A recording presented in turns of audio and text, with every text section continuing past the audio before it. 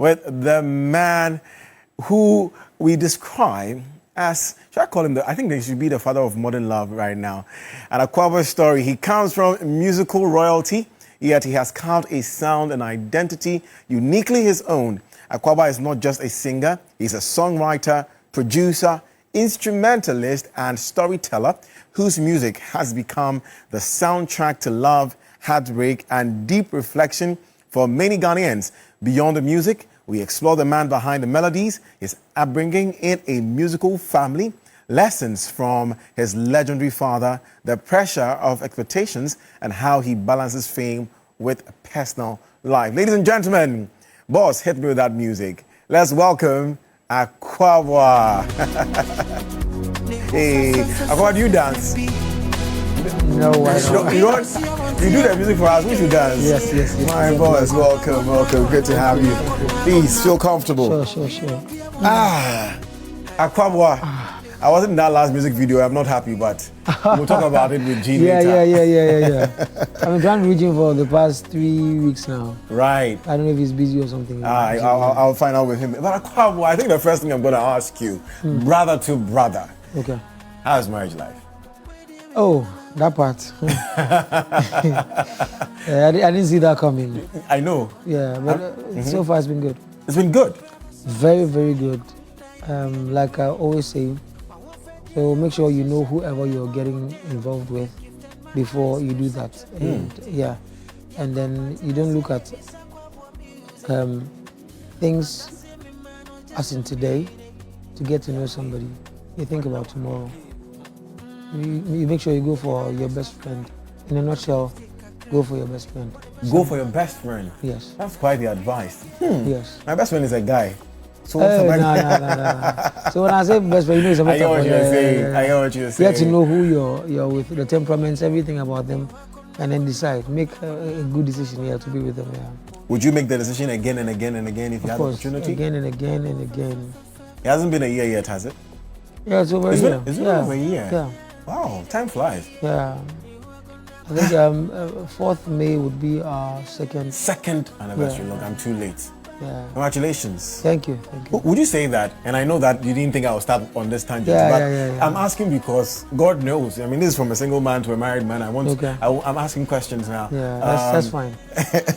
Would you say that marriage in any way has impacted, influenced, changed, transformed, whatever we want to call it, your music life? No, marriage hasn't done anything to it because even before we got married, she knew my rounds, itinerary for every blessed day. She knew I'm a night worker. Like I come home almost 4 a.m.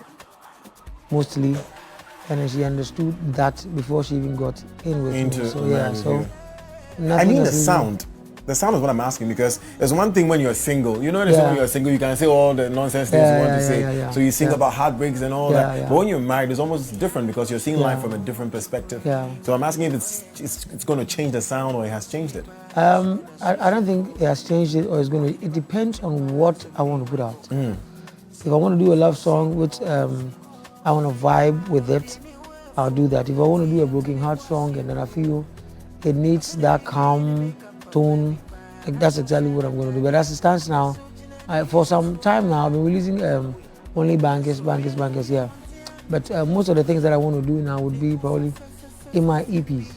I see. That's where you take your time to listen to the real Akwaboah and the things that I want to talk about. But so far, it's been so good. Sweet. Before this Akwaboah we know, I want to find out what growing up like with your dad and from a music family was like. Waking up in the morning, I'm imagining, father who sings, a musician, you too. Do you think that this was destiny or you chose to take it up? I think it was destiny. Because now living with my dad, I think every day was music. In the home, every day was music. In the car, when you're going to church like with the choir. And when you're on trek, now we call it a tour. I'll be going for a tour. But their time was trek. And as young as I was, he was always taking me to wherever we were going. So I watched him play with the Marriott International Band. I watched him play with at Sea Caps Hotel, those times at Shiashin. So literally everything around him was music, and he would always play different kind of music, like different genres, from the high lives to the R&Bs to the even French music, Hindi music and stuff. So because I knew he was a wide listener, and him playing those songs at home, I didn't know was also impacting me unknowingly. So I grew up knowing the kind of songs to listen to, not just listen to anything or open my ear to any kind of sound. No, there are some songs that maybe I'm born become grow. Yeah, but those are the things that they shaped my scope of using or understanding towards music, and those are the ones that I'm still working on. Now I know how to blend the high life with an R&B or country music or the tones and everything that I want to, depending on what I want to do. So yeah, so far. Were you the only child at home? As at that time, yes. Okay. My dad has other kids, my siblings here, but I was the only one living with him. Okay. Yeah, so that's how come I got privileged to enjoying all those everything. privileges. Yeah. And it has shaped you. Of course. How would you say that life has shaped your present life? So, like I said, it's for the music part. It really did, because it got to a point I had to go and live with my mom for a while. But when it comes to the music part, choosing the right sound, the right tones, talking music and stuff, everything, it has really done a lot. And like I said, till date, I still listen to some songs. I still go back to research. Anytime I remember a song, like there's a lady called Kajanmin, she's an Indian. Till date, I'm still looking for one particular song, and I don't know the title, because everything was in Indian language. But my dad used to play at home, and I loved the song. So till date, I still go back to research for the kind of songs that I used to play at home. So that explains why your songs, and it's beautiful to know that you also write your own songs. And that's why you seem to have a wide variety of materials you've been exposed to. To write the kind of songs you write. But before you even came into the limelight, you were writing for people. Yes, and I was even part of a band, the Pash Bay band. We literally played for most of the artists in Ghana. I may mention their names. Way back, we were playing for the Ghana Music Awards. Yeah, for me, I even played for 4 years. You get it, with the band, Pash Bay band. And I think somewhere around 2009, 2010, that's the very first time I released. Dakeda was released, and that got me into the mainstream thing. And I think 2011, I brought out I Do Love You, which happened to be my very first song. And boom. I call you the Neo of Ghana. All right. People know that Neo wrote for a lot of people as well. Yes. And you have written for, what I'm imagining is what it will feel like writing for, like you said, for Becca, all these people. And you hear the songs and it's a hit and it's a banger and everybody's enjoying it, and you're thinking, but I wrote this song. Did it make you feel any type of way? Well, for the very first one that I wrote, I wasn't thinking business. And I just wanted to enjoy whatever that comes with or came with. So I would hear Dakeda on radio or on TV, and I call friends of mine. I'm like, hey, if you're TV3 and I say, yeah, about Dakeda, I'm kind of stuff, you get it. So it was a good feeling knowing that your songs are being played or it's a hit. And then, but now, Charlie, the business not count. So if you have to write for somebody, there's a business part to it. So, that first word in that song, Onyama Tam Tamadia, what's that? Obumi Atantanidia. Obumi Atantanidia. Yeah. And I've been singing it wrong as well. Yeah. Obumi Atantanidia. Yeah. Menyano so ba, kono bobo bra. The behind tokwa. Any areho. So you write like it sounds like I'm reading the Bible. Like the depth of what you write, where does it come from? And you're known also as the king of love and heartbreak songs. Where does that depth come from? I think it has a lot to do with like the things that I listened to, and the fact that I actually wanted to be a very good songwriter. So I took my time. Anytime I put a pen on a paper for lyrics, because I didn't want to also write things that were already in the system by them. I wanted to get something good, something that you listen for the first time and it wows you. And even as at that time, I didn't know I knew how to really write songs like that. until I wanted to sell the song. And then I spoke to Kiki Bansen by then, and he listened to the song. He was like, "Hey, we need the one." So let me rather promote the song for people to know how good you are when it comes to songwriting. And then one thing led to the other. I started writing for other musicians, and then we're here. When it comes to all the songs you've written and all the ones you've recorded, which one personally hits you the most when you hear it? I think the one that I feel is very soulful, like anytime I listen to it, there are two. It's Hold Me Down. I knew it. I knew we were going there because Hard Guy, that song gets me every time. Yeah. Especially that first. Yeah. What was it? What was it? Was it the bass? Was it the bass, right? Yeah. Or yes. That's a kick. Yeah. The loop starts and then everything enters. Barbara, please look for Hold Me Down featuring Efia, okay? For me, because that song, Akwaboah. That song has soul in it. And then there's another one called Akwaboah.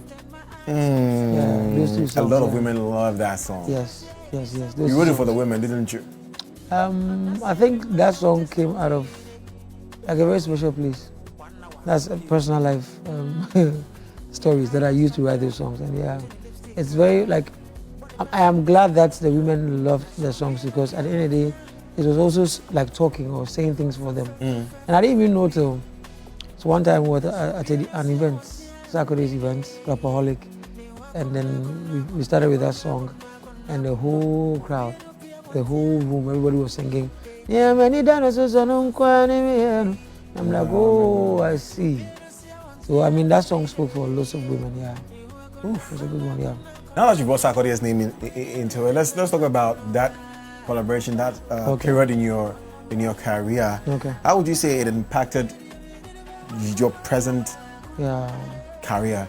I think he advised me a lot on so many things to do as an artist, and like the do's and the don'ts as an artist. There are certain contracts that you might want to read through or be careful you don't sign. There are certain record labels that you're not supposed to. When they give you a 60-40 deal, 50-50 deal, 70-30 deal, be careful of the deals that you make. Number two, when you're done with your songs, how you are able to choose from. As in the songs, you can do like 20 songs and then let's say you're choosing 5 out of the 20. How you're able to listen to the songs to choose and stuff. So he has really impacted. And the very first time we traveled, the things that he did, I mean, to date, I still say thank you. That's very, very important. Who's your number one rapper in Ghana? Oh, come on. I know you didn't see that coming. I didn't see Who is the number one rapper for you? I mean, because you know music. I think I should be asking you these questions. You know music very well. You've listened to a whole lot of them. And so, judging from, what we have now, let's say from the 2000s till now, 26 years, of all the rappers we've had, we'll go into High Life and every other thing, but of all the rappers, who would you say is really the number one rapper in Ghana? Would I say somebody is number one? No. I mean, what I mean. Yes, I understand where you're coming from. And the reason why I would say that is I've had the privilege of working with different rappers. And I think one thing that I see about them is they all have their styles. They are deep when it comes to how the things they say, but they all have the way they rap. And I think they're all beautiful. And that's not to say that I'm trying to not mention anybody's name. You're being modest. That's what you're being. So if I ask you, Jay-Z or Nas? It's still the same thing, because I think... different styles, I agree. But if we put gun to your head and say, listen to one of them now, whose song would you go to like? Truth is, both of them, I barely listen to them. So. Let's forget Jay-Z and Nas. Let's get back to Ghana. Yeah. Name top 5 rappers in Ghana right now that you would pick up your phone and listen to any day. Top 5 is good. I've given you 5 people. Yeah. So truth is, I barely listen to rap. So I listen to those ones that are close to me. That's fine. The Sarkodie's, the Strongmans, the LJ, Lyrical Joe. Yes, him, and I think I have okay, now Smoke is also doing something. Quickly Smoke. Yeah. First and then maybe I'm in paper, but now Was about Biffy or yes, that's what Biffy and some all kind of. Yeah, like you can relate to the things that he's talking about. So I think on your but how many ever giving? On 4. Sarkodia, Strongman, LJ, Cookie Smoke. Medical. Medical. Yeah, it's also not bad. I like the fun part of medical. When he's being playful. Yeah. That's one can't seem serious that every is playing. But a serious part of medical, when medical was coming up, the kind of rap medical did was, you know what I'm talking about. Yeah, I understand. Yeah, but you see, and that's. Would you say he's grown and now the sound is? No, I think he's found himself. He knows where to hit for the people to love what he's doing, and that's exactly what he's doing. I mean, you find yourself, and I know my sound, and that's exactly what I'm going to go for. So, and your sound is predominantly high life. Yeah, exactly. Do you think sound and everything? Yeah. Do you think young people today appreciate high life as much? Today, well, it's not about me thinking about whether they do or not, but eventually, no matter where we go, they do. No, is that sorry? You will know if they do. Yeah, the thing is, no matter where you go, you're still going to come back to high life. Why am I saying this? Because at the end of the day, when you go to America right now, or to the UK, or to anywhere, and then they ask you, where are you from? And you're like, okay, I'm from Ghana. Mm-hmm. What kind of music do you do in Ghana? You won't say reggae. When you go to like the US, they do R&B and country music.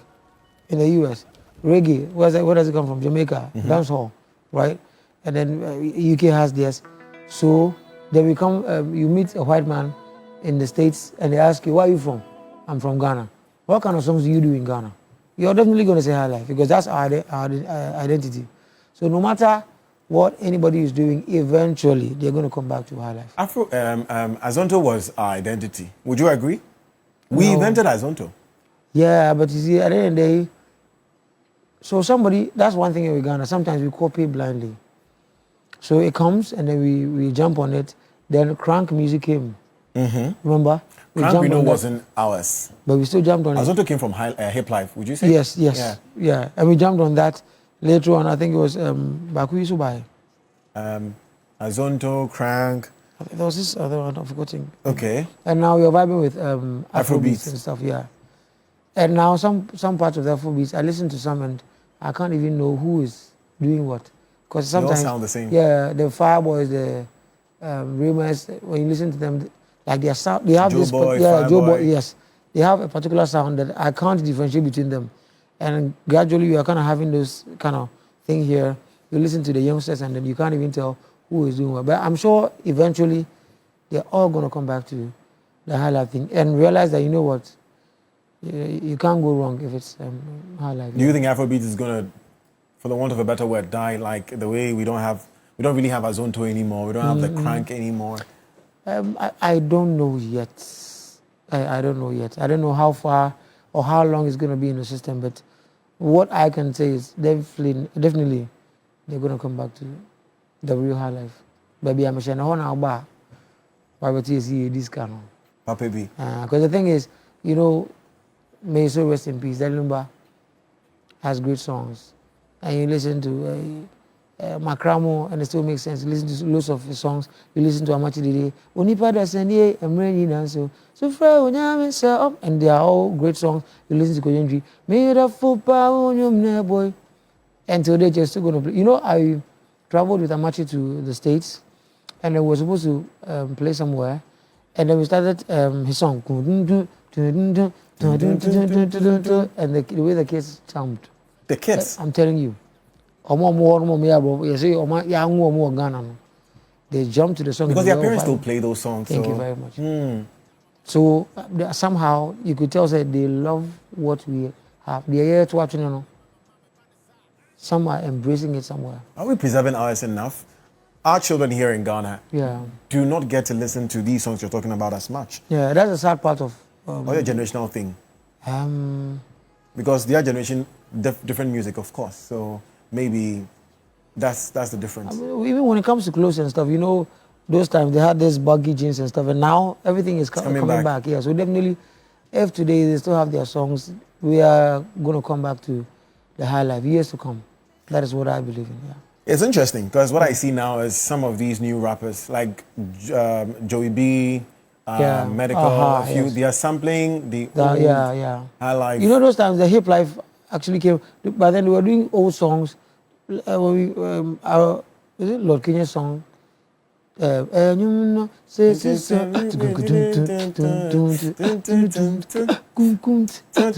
was an old school song. Really? Yeah, R&B and Sikaba and all those kind of songs. It was songs, I think R&B songs, and then we copied them and we started inculcating them into our music, and now something else is happening. So that's what I believe in. Eventually, we're going to find our way back home.